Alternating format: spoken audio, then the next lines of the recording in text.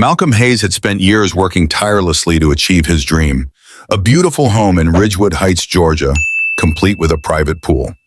For him, this wasn't just a luxury, it was a testament to his hard work and success. Owning a home in such an upscale neighborhood was an accomplishment, and having a pool was the cherry on top. But lately, something had been disturbing his peace, his neighbor, Karen. Karen was not the friendly type.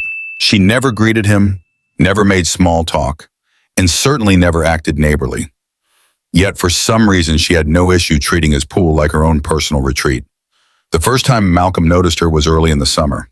He stepped outside one warm afternoon, expecting to enjoy the view of his backyard oasis, only to find Karen lounging on a pool float, sunglasses on, completely at ease, as if she belonged there. At first he thought he was imagining things. Maybe she had confused his yard for someone else's. Wanting to handle the situation politely, he walked over and calmly explained that the pool was private property.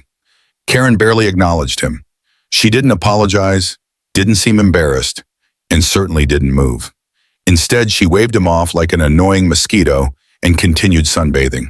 "It's just a pool," she scoffed, not even bothering to look at him. "What's the big deal? We're neighbors." Malcolm was stunned. He had expected her to be embarrassed, or at least to acknowledge that she had made a mistake. Instead, she acted as if she had every right to be there. At first, he decided to let it slide. Maybe she truly didn't understand. Maybe it was just a one-time mistake. But it wasn't. Every few days, Karen would waltz into his backyard like she owned the place.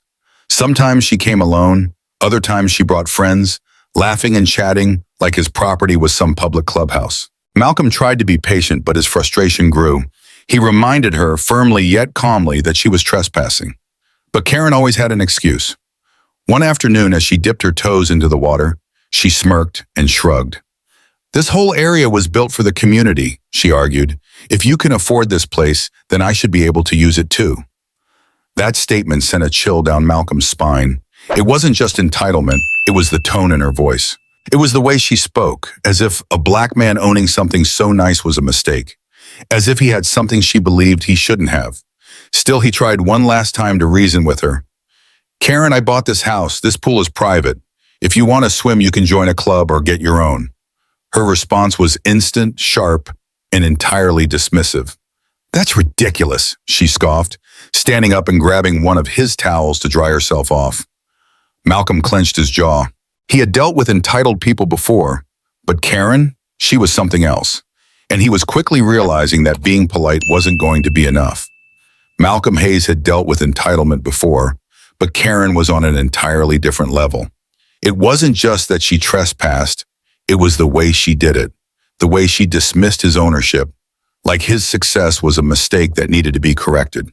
Her arrogance boiled his blood, but Malcolm wasn't one for rash decisions. If being polite wasn't enough, then he would make it impossible for her to keep invading his space. The very next morning, he took action. He installed a high-quality lock on the backyard gate, ensuring that Karen wouldn't be able to waltz in as she pleased. He set up security cameras around the perimeter, positioning them strategically so that every corner of his property was covered. And to make things even clearer, he put up a large sign, "Private property, no trespassing." For the first time in weeks, Malcolm felt a sense of peace. His home, his sanctuary, was finally secure. That peace lasted exactly 2 days. On the third afternoon, Malcolm was inside, enjoying a quiet moment with his coffee, when he heard a loud rattling noise from the backyard. His stomach clenched, he reached for his phone and pulled up the live security feed. And there she was, Karen. She was gripping the locked gate, shaking it violently, her face twisted in frustration. Her lips were moving fast, and through the microphone on his camera, he caught bits and pieces of her angry muttering. "Unbelievable! How dare he? This is outrageous." Malcolm exhaled sharply, watching her pace in front of the gate, her hands clenched into fists. Then she pulled out her phone. He already knew what was coming. Minutes later, the distant wail of police sirens filled the air. Malcolm's jaw tightened. She actually called the cops. The squad car pulled up to the curb, and Karen rushed toward the officers, waving her arms dramatically, like she had just escaped a crime scene. "Thank God you're here," she gasped, pointing wildly at Malcolm's house. "That man is threatening me. He locked me out for no reason." He's trying to intimidate me. Inside, Malcolm took a slow, measured breath. He had done nothing wrong, but he wasn't about to take any chances. He stepped outside, keeping his hands visible, moving carefully. He knew how these situations could go. "Good afternoon, officers," he said calmly, his voice steady. "What seems to be the issue?" One of the cops, a middle-aged man with tired eyes, glanced at Karen, then at Malcolm. "She says you threatened her," he said cautiously. Malcolm didn't even blink. "I haven't spoken to her today," he replied, keeping his tone even. "But I do have security footage." Karen's face twisted in rage. "He's lying," she shrieked, stepping closer to the officers. "He's been harassing me for weeks. He put up that lock just to keep me out." Malcolm reached into his pocket slowly, ensuring his movements were non-threatening, then pulled out his phone. "Actually," he said, tapping the screen a few times, "I put up the lock because she keeps trespassing on my property, and I've got the video to prove it." He held the phone out to the officer, who took it and watched in silence. The footage showed everything. Karen grabbing the locked gate, shaking it violently, her pacing back and forth, angrily muttering to herself. Her pulling out her phone, clearly before Malcolm even stepped outside. The second officer, a younger woman, leaned in to watch. Her eyebrows shot up, Karen's face drained of color. The older officer turned back to her, his expression firm. "Ma'am," he said, his tone sharper now, "this is his property. You don't have any right to be here." Karen's mouth opened and closed like a fish gasping for air. But he's being unfair," she stammered. "He's trying to keep me out on purpose." Malcolm folded his arms, looking her dead in the eye. "Yes," he said flatly. "That's exactly the point." The officers exchanged a glance. Then the older one turned back to Karen. "If you set foot on this property again, you will be arrested for trespassing. Do you understand?" Karen's face turned an alarming shade of red. For a long, tense moment, she simply stood there, shaking with rage. Then with a frustrated growl, she spun on her heel and stomped away. Malcolm watched her go, his jaw tight. He knew this wasn't over. Karen wasn't the type to let things go. She was the type to retaliate. But what she didn't know was that he wasn't done either. And he had a plan that would change everything. As Karen stomped away, her face flushed with fury, Malcolm Hayes exhaled slowly, watching her retreat. He had won this battle, but he knew better than to think the war was over. Karen wasn't just some annoying neighbor. She was the kind of person who saw herself as untouchable. Someone who had never been told no in her life. And now that she had been forced to face reality, there was no doubt in Malcolm's mind that she would try to strike back. But what she didn't know was that Malcolm wasn't done either. That night, as he sat at his desk, he thought about his next move. He wasn't a vindictive person, but he also wasn't about to let Karen get away with what she'd done. She had trespassed on his property, harassed him, and lied to the police in an attempt to have him arrested. If he had no security footage, things could have ended very differently for him, and that was not something he could ignore. The next morning, Malcolm dug deeper. He started simple, a background check. Nothing immediately stood out. No criminal record, no outstanding warrants. Just an average middle-aged woman who had lived in Ridgewood Heights for years. But Malcolm wasn't looking for the obvious. He was looking for the truth. So he kept digging. Using public records, old news articles, and local archives, he slowly started putting the pieces together. And what he found made his stomach turn. Karen's family history wasn't just ugly, it was rotten to the core. Her grandfather and great-grandfather weren't just members of white supremacist groups. They were leaders. They had organized rallies, led hate-fueled protests, and were even linked to violent crimes that had once terrorized the very same state where Malcolm now lived. The deeper he went, the more disturbing it became. Her parents had carried on the same mentality, funneling donations into organizations that actively fought against civil rights movements and equal opportunities for minorities. Karen herself had no direct involvement in any of these activities. But suddenly, everything made sense. The way she looked at him, the entitlement in her voice, the rage when he locked her out of something she had no right to. This wasn't just about a pool. This was about power, the kind of power that Karen was used to having over people like him. But this time, she had no power here. Malcolm sat back in his chair, tapping his fingers against the desk. He could keep this information to himself. But what would that accomplish? Karen had tried to ruin his life over a pool she had no right to use. She had tried to use the police against him, knowing exactly what could have happened if he didn't have proof of his innocence. People like her didn't stop until they were forced to. So Malcolm made a decision. He called a local journalist, Samuel Reed. Samuel wasn't just any reporter. He was known for covering cases of racial discrimination, abuse of power, and social justice issues. If there was anyone who would be interested in what Malcolm had found, it was him. And sure enough, within minutes of explaining the situation, Samuel was all in. "You mean to tell me she called the cops on you for locking your pool, and her family history looks like this?" Samuel asked, incredulous. "That's exactly what I'm saying," Malcolm replied. Samuel let out a low whistle. "Oh, this is big. Send me everything you've got." Malcolm did just that. He sent the security footage, the public records, the family history, and a full breakdown of everything Karen had done. And just like that, the wheels were in motion. 2 days later, an explosive article hit the internet.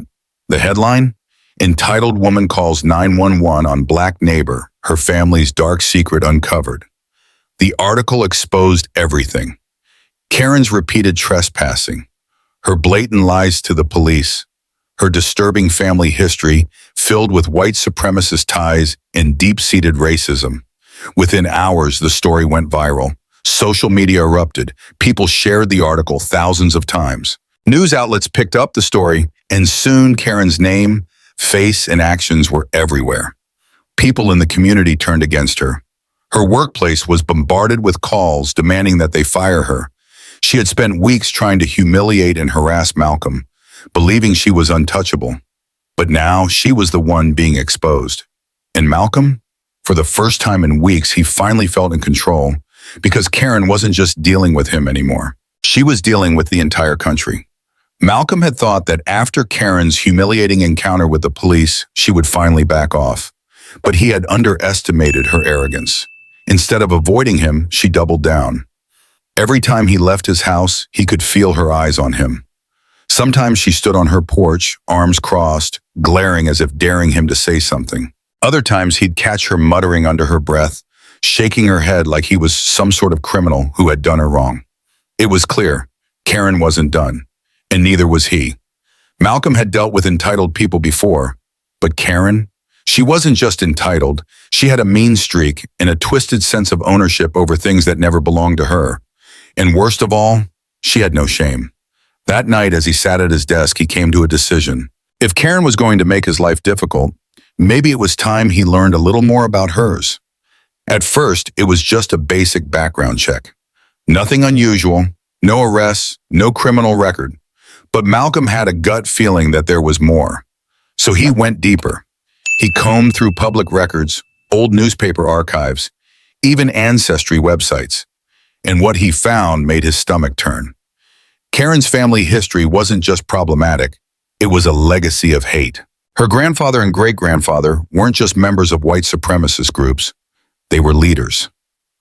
High-ranking figures in one of the most notorious branches of the KKK. Old black and white photos surfaced, men dressed in full white robes, standing beside burning crosses, their faces filled with hatred and power.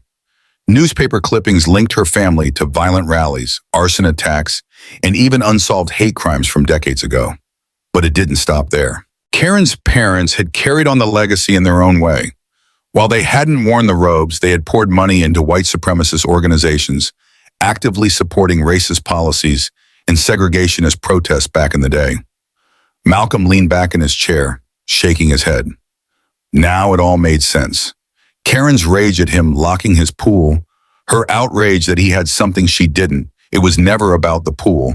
It was about power. In her mind, a black man owning something so nice was a mistake, something she had the right to correct, because she had been raised to believe that people like him didn't deserve success. Malcolm's jaw tightened. She had tried to weaponize the police against him. She had lied to get him in trouble, and if he didn't have security footage that day, she might have succeeded. He couldn't ignore this. People like Karen thrived on control, and they never stopped until someone forced them to. So Malcolm made a decision. This information wasn't going to sit on his computer. He needed to expose her, because Karen wasn't just some petty neighbor throwing a tantrum. She was a product of something much worse, something that had been festering for generations.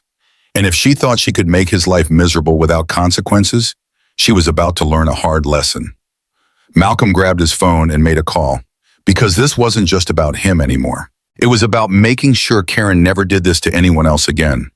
And he was going to make sure the world knew exactly who she was. Malcolm Hayes exhaled slowly, his fingers tapping against the desk. He had all the proof he needed, but sitting on it wasn't an option. Karen had spent weeks trying to make his life miserable, and it was time she faced the consequences. Malcolm had never been the type to seek revenge, but this wasn't about payback. This was about accountability. Karen had tried to use the police against him, lied to get him in trouble, and trespassed on his property repeatedly. And now, with the disturbing truth about her family history in hand, Malcolm realized something. Karen had never faced consequences a single day in her life. That was about to change. Malcolm made a call, not to the police, not to a lawyer, but to Samuel Reed, a journalist known for exposing racial discrimination and abuse of power. "I've got a story for you," Malcolm said, his voice steady. Samuel listened intently as Malcolm laid out everything: Karen's repeated harassment, her false accusations, and most importantly, her deep-rooted family ties to white supremacist groups. "You're telling me," Samuel said slowly, "this woman called 911 on you, tried to paint you as a threat, and her family has this history?" "That's exactly what I'm saying. Send me everything." Malcolm did just that. And once the wheels were in motion, there was no stopping what came next. The next day, an expose dropped online. The headline: "Wealthy woman calls 911 on black neighbor, her dark family's secret exposed." The article detailed everything: Karen's history of entitlement, her weaponization of law enforcement, and the shocking truth about her family's past. At first, it was just a local piece. But then, it spread like wildfire. Social media erupted. People shared it thousands of times. National outlets picked up the story. And Karen? She was furious. Malcolm was watering his front lawn when he heard angry footsteps storming up his driveway. Karen, phone in hand, her face twisted in rage. "You did this!" she screeched, waving her screen at him. "You're trying to ruin my life." Malcolm didn't even flinch. "I didn't ruin anything, Karen," he said coolly. "Your family did that all on their own." Her breathing grew heavier, her hands shaking. "That's all lies," she spat. "My grandfather was a war hero, not some—" She stopped mid-sentence, but it was too late, because Karen's downfall had only just begun. Malcolm kept his stance firm, his voice calm but sharp. "Keep telling yourself that, Karen," he said coolly. "But the truth's out there now, and people aren't happy." Karen's breathing grew heavier, her entire body shaking with rage. She wasn't just angry, she was desperate. And then, in one final reckless act, she sealed her own fate. Karen lunged at him or at least she tried to, fueled by pure rage but slowed by her weight. She barely got 2 steps forward before her foot caught on the uneven pavement. She stumbled hard, arms flailing, and just as she was about to regain her balance, red and blue lights flooded the street. The police had arrived. It turned out Karen had been making threats online ever since the expose dropped. She had taken to social media, spewing hateful messages, vowing to retaliate against whoever had exposed her. Someone had reported her behavior, and the authorities had been keeping a close eye on her.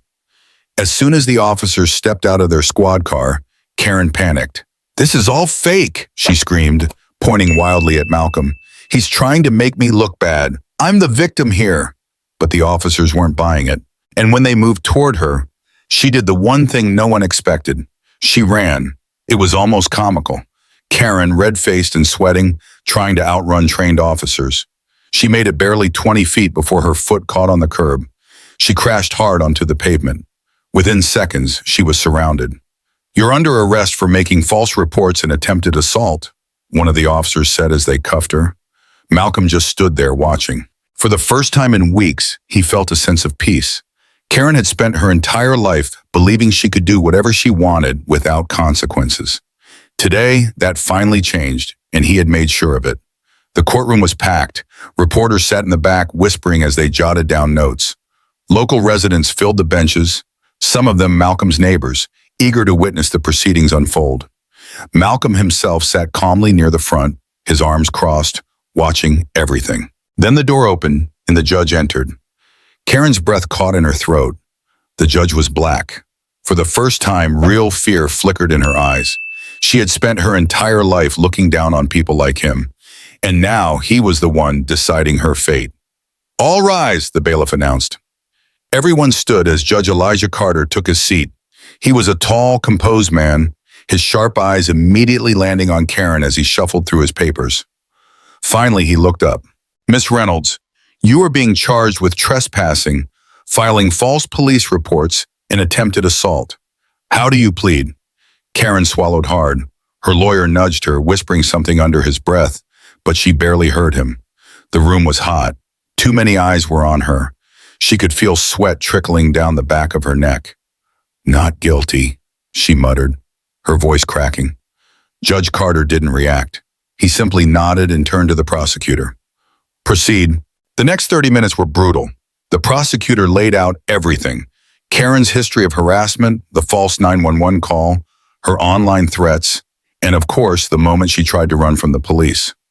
Witnesses, including Malcolm, took the stand. Security footage of her throwing a tantrum by the pool was played for everyone to see. Karen squirmed in her seat, her face shifting from red to pale. Then Judge Carter spoke. "Miss Reynolds," he began, his voice steady, "I have to say your actions are some of the most brazen examples of entitlement and discrimination I have seen in this courtroom." Karen's lips pressed into a thin line, but the judge wasn't finished. Karen clenched her fists, her breathing uneven as Judge Elijah Carter continued, his voice unwavering, his gaze locked onto her with the weight of absolute authority. "You repeatedly trespassed onto private property, harassed your neighbor, attempted to manipulate law enforcement for your own gain, and when confronted with the consequences of your actions, you resorted to violence and deceit. This court has reviewed the evidence, including multiple witness testimonies and irrefutable security footage, and it is clear that you acted with blatant disregard for the law, for justice, and for the rights of others. You weaponized your privilege, believing you could bend reality to your will, and when that failed, you turned to aggression and fabrication. You, Miss Reynolds, are the very definition of entitlement without consequence, and today, that finally changes." Karen's mouth opened, then closed, no words coming out, her entire body trembling as the weight of his words sank into her, but she wasn't ready to give up just yet. "This isn't fair," she finally spat, her voice laced with venom, her hands gripping the edge of the defense table as she leaned forward, her face twisted in fury. "This whole thing is a setup. She jabbed a finger in Malcolm's direction. "Provoked me. He's making me look bad, and you're just letting it happen because you're—" The courtroom collectively gasped as she bit back the last word, her face turning an alarming shade of red. But everyone in the room knew exactly what she was about to say. Judge Carter, however, remained unfazed, his expression unreadable as he set his pen down, exhaling slowly before speaking again, his tone dropping into something almost dangerously quiet, yet filled with enough weight to command absolute silence.